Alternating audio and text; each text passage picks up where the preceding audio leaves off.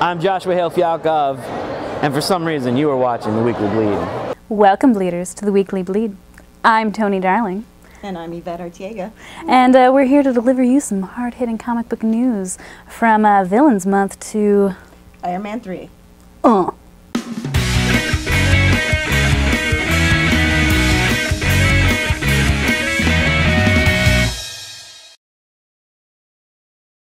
Hello, welcome to the show, Bleeders. So, first thing on the agenda. Morning Glories apparently had a misprint, and they added an extra page. No bueno. They're asking retailers to destroy all the evidence. I don't really know how that's gonna go. What do you think, retailer? Are you going to destroy all the evidence? I'd hate to. I mean, it's only $1 for one, and it's pretty much getting people to get back into reading it again, I believe. And then this, I honestly don't really see that big of a deal. Like, what is on the extra page? Well, there's a kid stabbing another kid in the chest. Oh. It's like he starts off walking in the room, then he stabs some kid in the chest, and then it cuts into some chick checking her mail. Alrighty, and does it, like, relate at all to the rest of what's going on, or? You know, it doesn't really seem like it does. It sort of seems like an offshoot. What an awkward page to randomly include. Maybe it's just kind of awkward. Alright, so, awkward morning glories. Yeah, there you go. Yeah. It's not the first time that that's happened. Yes. So we have a copy here, you know. I'm sure you can probably find one, because can't imagine everybody just have a morning glory book burning party. Ah! I think if it was more of a serious mistake, they would have sent out a cease and desist, like, with the quickness. Right. But they didn't, so yeah. I don't really think it's that big of an issue. Yeah. Interesting news.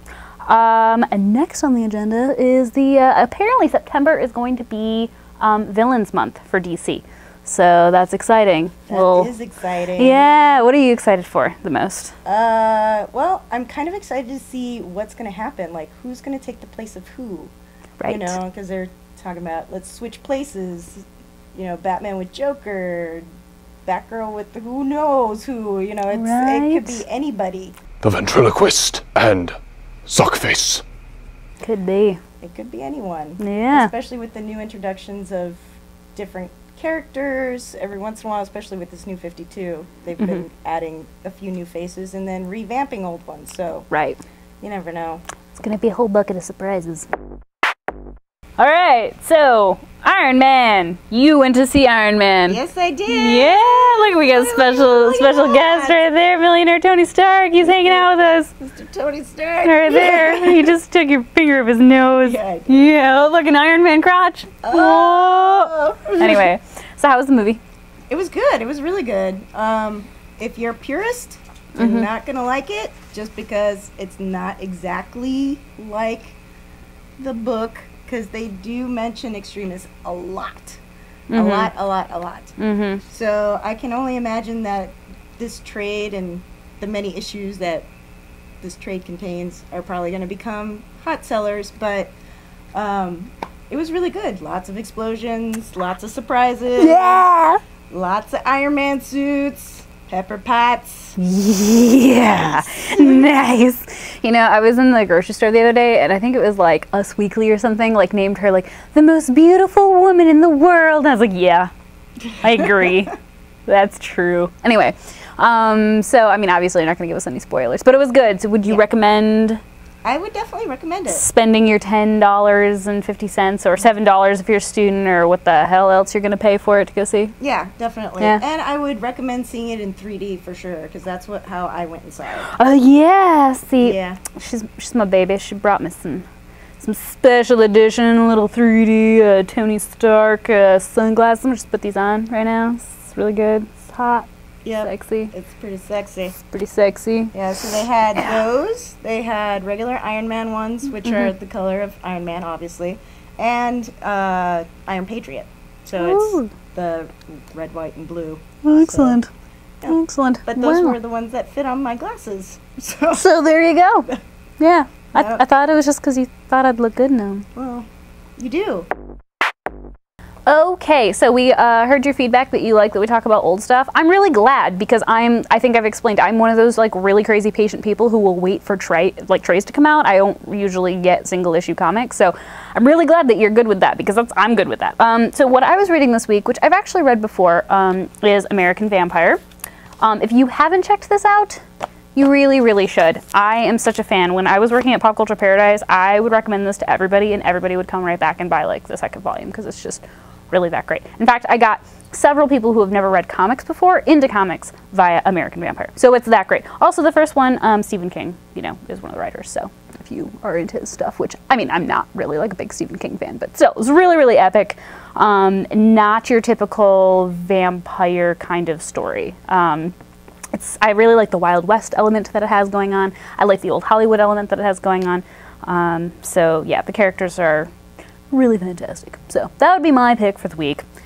And what do you got over there? Schmexy. Well, mine is not old.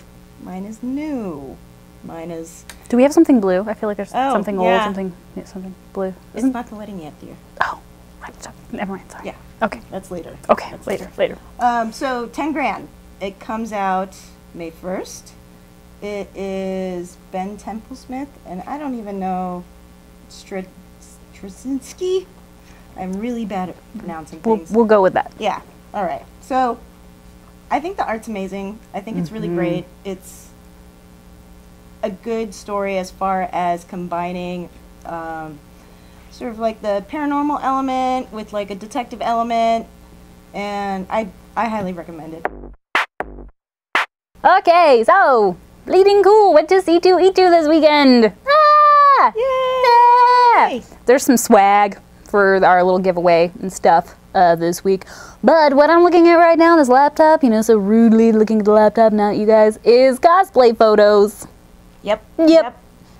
There's some pretty creative ones, I have to say. Yeah, okay. I think you should talk about this one. It's really good. This one, I would have to say, is my favorite. It is the house from Up. It's brilliant. It's brilliant. She's so freaking cute. This chick just built a house and she put it on her and has balloons on her. It's so simple and brilliant. I love it. And just so you know, I'm a fan of Felicia Day because I'm a sucker for gingers. But she took a picture with this girl and she was like, "This is my favorite cosplay that I saw." And I was like, "Oh my god." As it should be, because it is brilliant. Also, brilliant. I thought you liked blondes. Well, I do too. I do. Just, all right. Anyway, okay. Anyway, so our other really exciting pick of our cosplay photos is Zombie Adventure Time. This is great. It's pretty awesome. Yeah, it's really creepy and cute all at the same time. I can't decide what it really is, but I like it. Yeah, I don't even know if she has a mouth. Does she have a mouth? It looks pretty decayed. Yeah, that's good. That's nice. She did a really good makeup job, I have to say. The blood everywhere. Oh, yeah. It's brilliant. It's definitely brilliant. Yes. If I saw this coming down an alley, I wouldn't know what to do with myself. Just take a picture with it and hope it doesn't bite you. Right, exactly. Yes, good job to that girl. And then, I mean, it's hard to see the, majority of the costume here, so judging on quality, can't really do that. However, kind of funny because we have Black Canary and Archer. Yeah. Yeah. In case you guys don't know, Archer's TV show, cartoon, animation, whatever you want to call it. And she left Green Arrow for Archer. These people were so witty. Also, he has a mustache flask, which I think is pretty funny. Yeah, that's kind of a winner in my book. That's a winner. Yeah. Get out, make your out. Get out. Okay. First off, the Japanese polling website, Big Globe, released of the top 20 anime heroines you love to hate. Now, I must admit some of the characters on this list do not belong, but they're there, so we have to just get over it. First on the list is Mushiro Shiina from the Slice of Life Sanin, pet girl of Sakuruso. And number 2 on the list was Kuroyoki Hime from XL World. Now, this bothers me because Kuroyoki Hime was, a strong, independent female lead that was very assertive and that was jailbait. But she's on the list, so there's not much we can do about it at this point. Kuroyoki Hime was followed by Mikoro Suzushiro from the sci-fi mecha anime Aquarion Evol. And following her was the beautiful pink-haired, stoic, characterless, emotionless, but beautiful Onori Yuzihuda from the critically acclaimed Guilty Crown. Now, I must admit, Onori, as I said, you were characterless, but you did everything for the world and your man, and you loved your man, girl, and Uterp is my jam. And the fifth on the list was Cheryl Nome from the space opera mecha sci-fi anime Macross Frontier. So this week, for our little giveaway, we've got Xenoglyphs. 3 whole issues of it just for you. How would you describe Xenoglyphs? It's pretty awesome. It's kind of like the Avatar Last Airbender mixed with Indiana Jones. It's all ages book, so everybody can enjoy it. Excellent. I like that fusion. Speaking of fusion, What? all right. Well, so we're done with the show, Yeah. guys, and we need to create some fusion. Yeah. Yeah. We're busy. We're busy. We're busy girls. Yeah. Yeah, busy girls. Anyway, so we'll see you next week. All right. Bye.